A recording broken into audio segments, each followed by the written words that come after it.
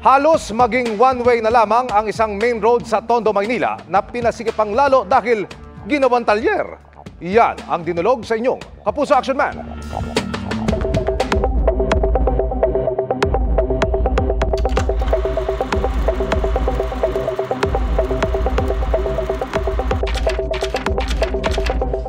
Hindi na madaanan ang bahagi ng Ipil at Laguna Street sa Tondo, Maynila dahil sumbong ng concerned citizen sa inyong Kapuso Action Man. Ginawa na itong talyer? Naging tambakan na ng mga piyesa na sasakyan. Dito ko sa akin lukuran ay may forklift. Dito ko naman banda ay yung mga ulo o yung mga bahagi ng mga cargo truck. Ano po? Ito ho, mga kapuso, yung sinasabi nilang sagabal dahil main road po ito. Ang malala pa raw sa tapat mismo ng outpost ng Barangay 359 Zone 36 sa District 3. Itinambak ang samut-saring piyesa ng sasakyan.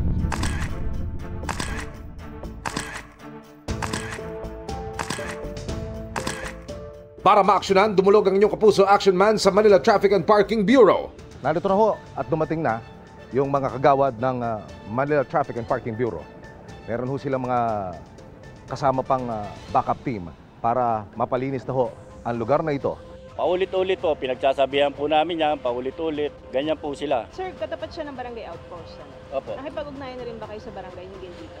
Sinasabihan po din namin ng chairman dyan, hindi po namin alam bakit hanggang ngayon, andyan pa rin sila. Nakausap namin ng may-ari ng ilang pyesa ng sasakyan na ama rin ng kapitan ng barangay. Ikaw comply, paalisin natin. Wala namang problema ron. Sir, ano masasabi nyo nga, ginagawa nyo na raw na talyer yung mismong kalsada? Hearsay lang yun, hindi naman nila siguro maano yun. Sinabi ko naman sa inyo, di ba, aalisin natin. Sinubukan namin kunin ang panig ng barangay pero... Tao po. Tao po.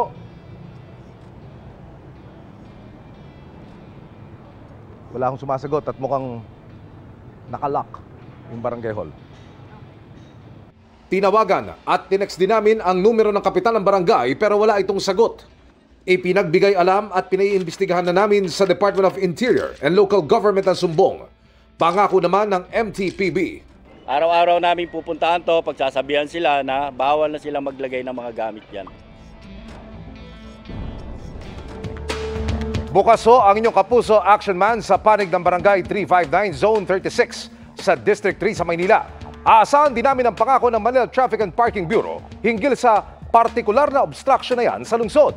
Para sa inyong mga sumbong, ipadala niyo lamang sa Kapuso Action Man Facebook page dahil sa anumang reklamo, pang-abuso o katiwalian, tiyak may katapat na aksyon sa inyong Kapuso Action Man. Walang planong makipag-alyansa ang major opposition party sa Administrasyong Marcos ayon kay dating Senador Laila de Lima. Yan ay kahit pareho ang posisyon nito at ng palasyo sa ilang issues sa bansa. Nakatutok si Sandra Aguinaldo.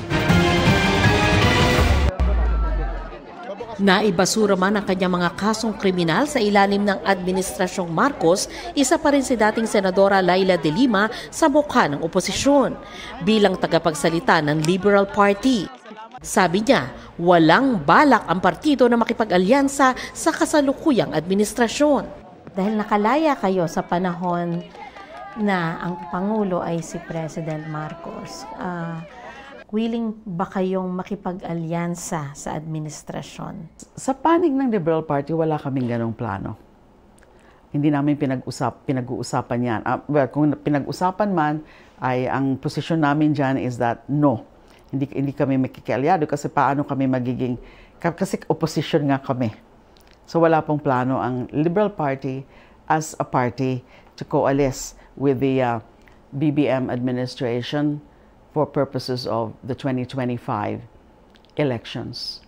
Mm-hmm. That is the position of the Liberal Party at the moment. I cannot say whether that position can change. Ayon kay de Lima, may mga posisyon sila na tugma sa posisyon ng Administrasyong Marcos, gaya ng pagpupursiging protektahan ang teritoryo ng Pilipinas. Pero patuloy daw silang sasalungat kung kinakailangan. Except the China WPS, suportado namin ang posisyon ng BBM administration, asserting all the way our sovereign rights. Maganda yung kanilang transparency strategy. Kung ano yung mga issues na nagkakatugma ang pananaw, why not? I mean, kaya hindi kami gano'n na banat lang ng banat. Ayaw namin actually pumili between the Marcos bloc or the Duterte's bloc. Again, it's all up, gusto namin sa issues kami mag-engage. Sa ilalim ng Administrasyong Marcos, umaasa si De Lima na patuloy na uusad ang kaso ni Duterte sa International Criminal Court na aniya ay pwedeng mauwi sa pagkakakulong nito. Umaasa po tayo na yung proseso ngayon sa ICC would result in the correct outcome. And the correct outcome, of course, would be the issuance of the warrant of arrest, eventual prosecution, and ultimately imprisonment. Palaban pa rin si De Lima, pero aminado siyang sa 7 taon niya sa kulungan, minsan na rin siyang pinanghinaan ng loob. Naikwento niya nang ma-hostage siya ng miyembro ng teroristang grupo noong 2022. Sa ulat ng PNP, nagtangkang tumakas ang 3 kalalakihan mula sa custodial center.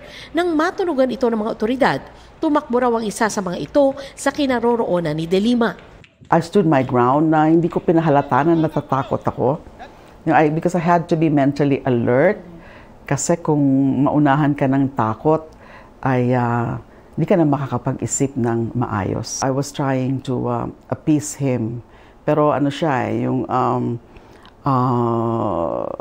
parang suicidal na rin eh. Sabi ko, Lord, kayo na po ang bahala. Bahala na po kayo sa akin, bahala na po kayo sa pamilya ko kung may mangyari. Pero may punto doon na sabi ko, Lord, bakit naman ganito? Na nagdusa ako, nag-sacrifice ako ng ganito katagal. That was already more than 6 years. And then, ganito lang pala mangyayari sa akin. Mamamatay lang pala ako dito from a hostage-taking incident. Sa kanyang pagkakapiit, ikinalungkot daw niyang may mga kaibigang tila lumayo sa kanya. Ipinagdalamhati rin daw niya sa piitan ang ilang masamang balita, pati na ang panahong nawalay siya sa pamilya. Kapag may mga nababalitaan ako noon na mga namamatay na mga kamag-anak, kaibigan, and then yung pagkamatay nila Pinoy, and then ni Sek Dinky, Soliman, ay talaga namang nalungkot ako doon. Nung nag-graduate yung anak ko from law, nung nakapasa na siya, hindi rin ako doon sa off-taking niya, hindi naman ako pinagbigyan. Ibinuhos daw niya ang mga saloobin sa pagsusulat at nakapag-publish ng ilang libro mula sa kulungan. May oras din sa pagdarasal at meditation. Pinupuno rin daw niya ang kanyang schedule at sinusunod ito para walang puwang sa pag-iisip ng negatibo. At isa raw sa nakatulong sa kanya ang pagkalinga sa mga pusang gala na umabot daw sa 20. 2 o 3 sa kanila nga is tumatabi sa akin dun sa napakaliit kong bed, a single bed. So, yung pinaka-favorite ko, yung 5, inuwi ko. Buti na lang, may mga pusa. Kasi malaking bagay na tulong nila na maibsam ko yung kalungkutan. Dumating na ang araw na masasabi niyang tunay na siyang malaya. Pero handa na kayang magpatawad si Atty. De Lima?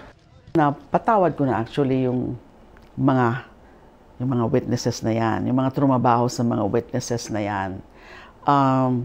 But pagdating kay Pangulong Duterte, hindi pa po ako ready. Sa kaunang-una, humingi na ba siya ng tawad? Wala naman siyang ganun.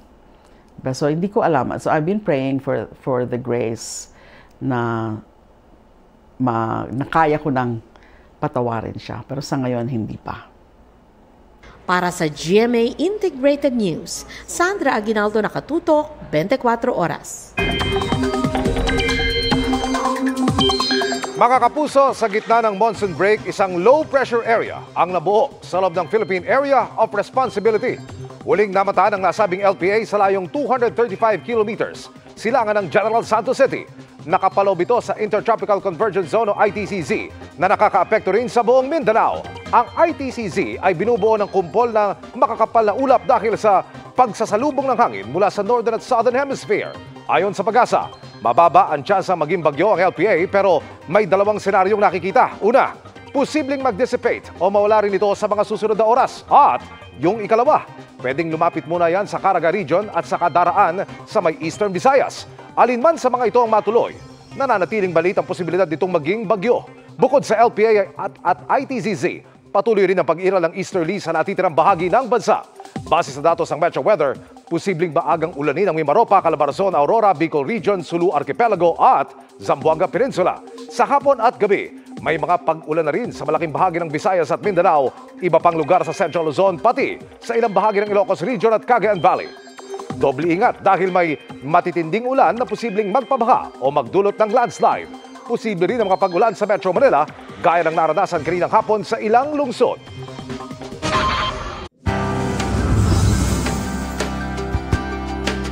Ang kalbaryo ng isang anak, doble pasakit para sa mga magulang. Ganyan ang pasanin ng isang ina mula sa Tayabas City sa Quezon na nababahala sa makakating nunal ng anak. Meron din itong itim na balat na tila shorts na ang laki.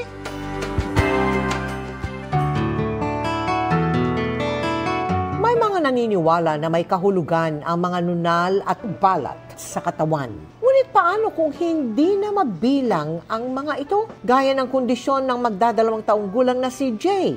Habang po lumalaki siya, yung itim niya dumadami. May tumutubo po na bago. Tapos po hanggang ngayon po, tuwing gabi po nang mamaga, nangangati, umiiyak na nangiiyak. Ang kanyang balat, mistulang na yung short pants na ng bata. Madalas din daw mga tiyang mga nunal at balat niya. Gusto sanang ipagamot ni Teresa ang kanilang anak pero hindi sapat ang kita ng kanyang asawa na 400 piso bilang pahinante ng truck. Kaya nagpadala sila ng mensahe sa GMA Kapuso Foundation para humingi ng tulong. Ipinakonsulta natin ang bata sa isang dalubhasang dermatologist, si Dr. Grace Beltran. Ang tawag dito garment nevi or giant baiting trunk nevus. Tapos meron din siyang mga satellite moles. Dapat din siya matingnan ng isang neurologist kasi ang ganitong mga klaseng problema sa balat can be related to some neurological problem. For example, meningocele, spina bifida sa spine. It can be genetic or it can be sporadic. Meaning to say, bigla lang lalabas, hindi mo alam kung kailan. May babala rin si Doc. Pagka in-expose mo ito na in-expose sa araw, sa mga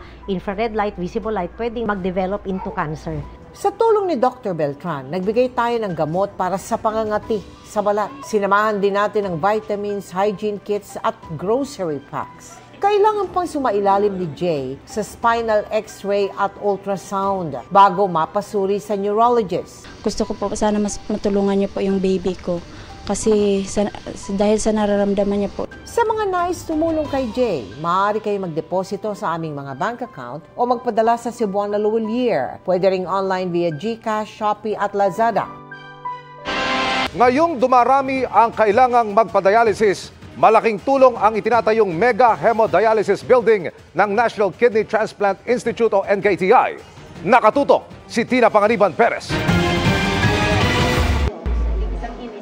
6 na taon ang nagdadialysis si Adelina Bagayan, 66 years old. My own kidneys are not functioning properly. Paano po kahirap?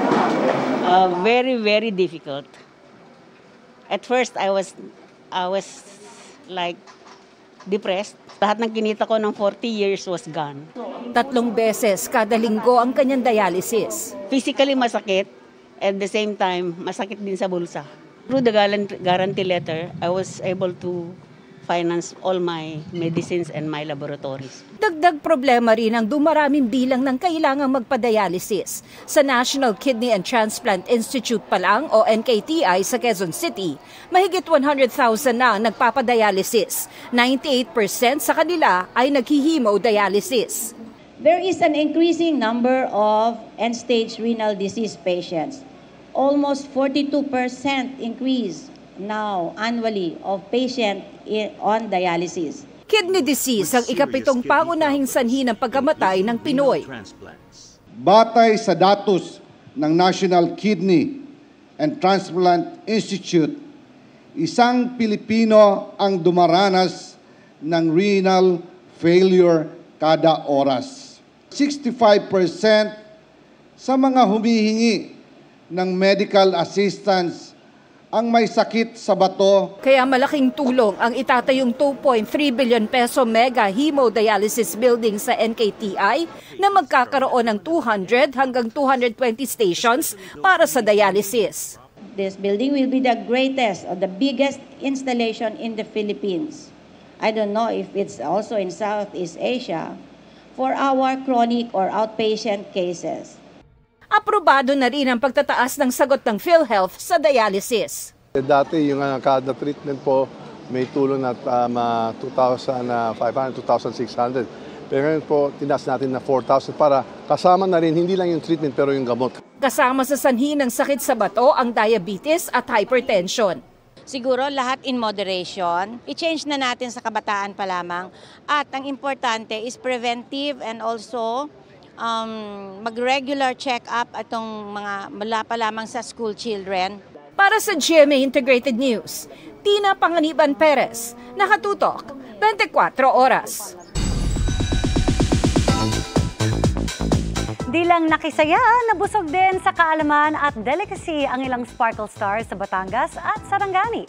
Yan ang report ni Paul Hernandez ng GMA Regional TV.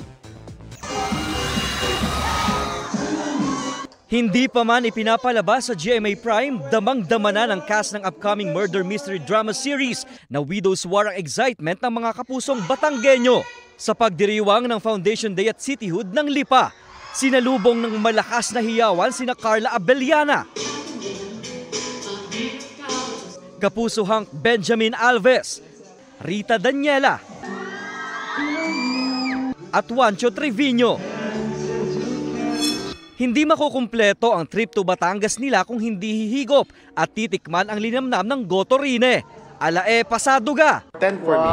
Kasi nga iba yung ano niya, the way it's prepared. Iba siya at mas pasok sa palate ko yung ganito na hindi siya sobrang nakakaumay. Light yung broth niya. Ang rating ko sa kanya 9. Malinamnam siya, masarap, very comforting. Ako, I would rate this as 8. Nasa 9, syempre. Ano siya masarap. Napuno rin ng hiyawan, kasiyahan at kilig ang kulminasyon ng 19th Pakaradyan Festival sa Malapatan, Sarangani sa pakikisaya ng ilang Kapuso stars sa Kapuso Fiesta. Unang nagpakilig ang stars ng asawa ko na sina Lizelle Lopez at Martin Del Rosario na hinara na ang fans.